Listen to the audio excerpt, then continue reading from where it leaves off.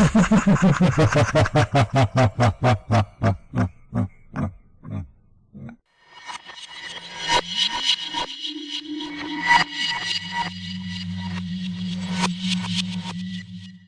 trail I like backpacking in an isolated area of Pennsylvania was the setting for this odd encounter. The trail has a short section that goes over someone's cabin property and continues to the other side of his yard. It's marked with an orange blaze so you can see where to go. Usually, it's an empty cabin. I always do some peering inside since it's in a pretty secluded spot, probably 4 or 5 miles from any major road. One time, I was hiking through and there was a large dude grilling outside with about 15 Bud Light cans on the ground around him. I distinctly remember him saying, "Keep it moving, no food here," which I thought was funny since I didn't say anything about needing food. Fast forward the following year and I decided to take my sister, my wife, and her best friend on a trip that took us through this very spot. As we were walking up on it, I see the dudes there again, which is odd, since I've hiked the trail maybe 100 times, and this is only twice that I've seen him. He's grilling again, beer cans everywhere. I see him start to give the keep it moving signal until he sees who I'm with. Now, the girls I'm traveling with are attractive, so I'm nervous all of a sudden. He asked us to stay for dinner. Says he has plenty of extra food. I tell him, no, we're good. Just trying to enjoy the trail away from the comforts of home. He gets weirdly pushy about us staying, and I firmly say no thanks, and we're just passing through. I hear the dude mumble to himself as we continue past his house. This is where things get weird. There's a prominent camping spot not far from this section of trail, and it's late in my head, and I want to keep going because I don't want to camp near this guy. The consensus is everyone's pretty tired, so we went ahead and set up camp anyway. I'm nervous the whole time, thinking this drunk dude knows there are 3 women camping in tents near his cabin. I never get nervous around folk I see on the trail because everyone's usually very nice and wonderful to talk to. This guy just felt off to me though. Fast forward to the middle of the night and sure enough, I hear someone on the trail outside the tent. I'm just praying it's a bear at this point. But I hear the dude mumbling to himself and I panic. I hear him now in the camp. He's going through our stuff and is pissed drunk. Damn. Okay, think. I realize I have a blowhorn on my pack that I use on the trail to scare animals off should I encounter any. So I unzip the tent slowly and roll out. Dude is fumbling around and it's scary as hell because it's the middle of the darkness in the middle of nowhere. I start to run towards him and blow my air horn repeatedly, and it's loud. Everyone in their tent starts screaming. The dude nearly craps his pants and starts bumbling out of there. Everyone's so shaken up at this point that we pack up and night hike out of there. It was the worst experience I've ever had. As I sat in the dark in my tree stand, I kept having that feeling of being watched. Now I've hunted, camped, and grown up in the woods, and I'm completely at home day or night in the darkest, deepest swamps. But I've never had this feeling. I just couldn't put my finger on it. When I was climbing down later that morning, I saw something out of the corner of my eye, about the same time that I heard a crash. I just barely caught sight of it, running through the palmettos, parallel to me. Now, I say barely because it looked like a huge brown dog. Honestly, at first I thought it was a buffalo. It crashed through the thicket and I heard it hit water. It sounded like a herd of hogs plowing the trees. Around 2 or so that afternoon, I'd been sitting in the stand maybe an hour when I heard the faint splash of hogs across the thicket in the swamp. As it got louder, I began getting nervous. It was so weird because I had never felt that way before. Well, what I thought was a bunch of hogs turned out to be one single critter. When it was within 100 yards, I could hear it, plain and clear. Whatever it was in no hurry and stayed out of sight. I'd scouted the area and I knew the water the creature was in was waist deep on me. I could hear the splash as it put one foot in front of the other. Real slow, like it was trying to be quiet. I thought it might be another person until I thought about how deep that water was. Now, I would never point a gun at a noise or anything I wasn't planning to kill dead, but as that noise got louder, I was looking down the barrel. I was actually shaking. The creature eventually got to the edge of the water, with about 40 yards of thicket before the open ground between us. It crashed about 10 or 15 yards and then went quiet. Deathly quiet. No frogs, no crickets, no birds, nothing. I might have imagined it, but I thought I could hear something every now and then, like it was slipping in on me. It was getting dark by then, and to say I was shaken would be a huge understatement. I never saw or heard anything else that evening, but I was so put off by the sounds that I left my bag hanging on a nail in the stand. It was 2 days before I got the nerve to go back after my bag.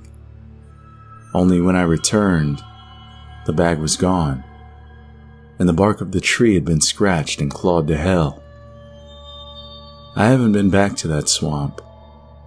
I've told a few people about the creature, but no one believes me.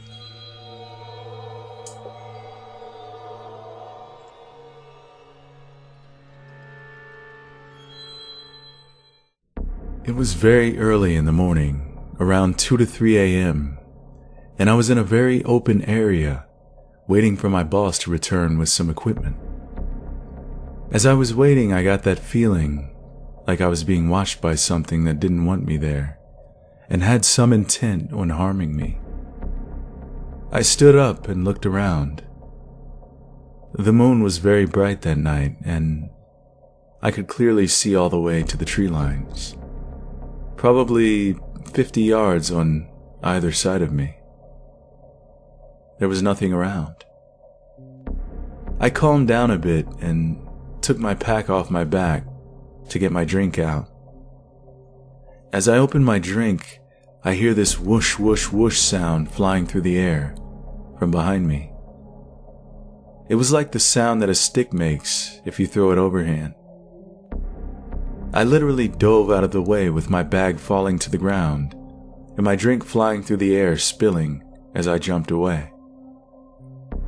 I recover from my diving experience and take my radio out of my bag to radio my boss. I go, "I'm not trying to freak you out or anything, but I'm on my way back to the shop. I just had something thrown at me." As I'm talking to him, I'm looking around on the snowy ground for anything that could have been hurled at me.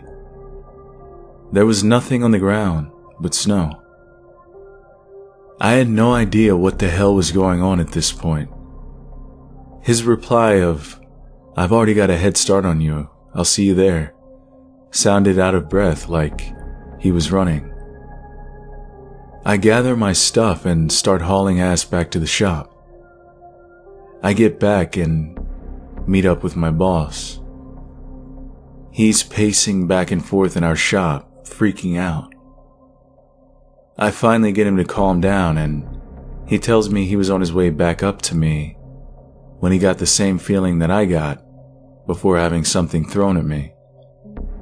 He said after he got the feeling, he stopped to look around and heard something clearly two-legged start walking towards him, barely crunching in the snow. Then he said it started running at him, only there was nothing in sight. All of the sounds of movement stopped, and he froze to listen for more. Then, he said, a hot breath was hitting the back of the neck, and he proceeded to freak out. He said he ran the whole way back to the shop, and about halfway back is when he heard me on the radio. The crazy part about the whole thing is the area we were working has several burial mounds in the woods from Native Americans. Apparently, there also used to be an altar of some kind made out of stone that was buried during a construction project a few decades ago. As luck would have it, I inherited a crappy piece of property in my early 30s when an uncle passed away. I know that sounds ungrateful, but if you'd seen it, you would have laughed, just like the rest of my family did. They teased me with countless ghost stories due to the fact that the property was in a wooded area in the middle of nowhere. I decided that I might as well go out and have a look one weekend, but no one was available to go with me. My mom was afraid for me and made me promise to call every night, seeing as I was leaving Friday afternoon and planned to come back on Sunday. I drove a van, so I decided that I'd sleep in it, even though there was a self-contained cabin there. Unlucky for me, I was advised that there was no running water. But I'd already resigned myself to fixing the place up and selling it, even if I got a low price for it. When I pulled up to the driveway on the 4-acre property, I felt shivers going down my spine. I couldn't put my finger on why that happened, but I ignored it and continued the drive. The trees were so thick that I imagined myself getting lost, but eventually I saw the cabin, which seemed too new compared to the shabby surroundings. There were a couple of abandoned old cars and a haphazard pile of rotting wood near the shed, which was next to the cabin. When I got out of my car, for some reason, I felt icicles running through my veins. Maybe it was nerves, but I was sure I saw a shadow in the woods. I felt stupid, but I called out, "Hello?" Of course, nothing was there and the shadow disappeared. I actually thought it might have been a bear, so I raced to the front door and fiddled with the keys, eventually unlocking the door and letting myself in. There was no furniture apart from an old table and only one chair. It was obvious that my uncle had started to fix the place up, but his death intervened. Thinking of him, I worried that his ghost might be haunting the cabin. Little did I realize at that time, the scariest things were to happen outside. I started to wonder if I would stay at all, but found myself dragging my bags and air mattress in. I sat at the table and ate a makeshift meal, making mental notes about what I had to do to get the place ready to be sold. Then, all of a sudden, I heard a metallic noise not far from the back door. I couldn't be sure, but it sounded like a knife or an axe being sharpened. Fair enough, I do have an overactive imagination, but the sound was very real to me. When I looked out the back window, there was nothing to see, at first. As soon as I moved to go back to the table, something, or someone, caught my attention out of the corner of my left eye. I gasped when I turned back and saw what I thought was a huge, hulking silhouette staring right at me from the edge of the woods. It was way too small to be a bear, but why would there be a person out here in the middle of nowhere? I moved over to the window to have a second look, but it was gone. I could have kicked myself for not bringing a weapon with me. I didn't even have any tools. I usually always had tools on me, but all I had at the time was a flashlight. Deciding not to be brave, I stayed in the cabin and wrote notes in my journal. All of a sudden, I heard the metallic sound again. Only this time, I was sure that it was inside the cabin. I got up and nervously crept around, saying, "Who's there?" Believe me when I tell you that I nearly jumped out of my skin when a shadow walked past the window. The scariest thing was, I couldn't tell if the shadow had been in front of the window or if it was outside. In a panic, I ran over to the window and, once again, I saw a huge silhouette, closer to the cabin but still at the edge of the woods. Rooted to the spot, I stared and barely blinked, trying my best to decide if it was real. It seemed like hours went past, but eventually I had to blink. When I did, the shadow disappeared. I really thought that a crazy man was watching me, and I decided that I had to leave, but what if he was waiting out in front? I gathered up my things and ran to the front door, but I stopped when I heard something fall over in the next room. Was he inside? I had no way of knowing and didn't want to find out. So I opened the door and ran as fast as I could to the car. I was so grateful when the engine started immediately. While driving off, I looked in the rearview mirror and I swear I could still see the outline of a person, but when I slowed down for one last look, he, or it, was gone.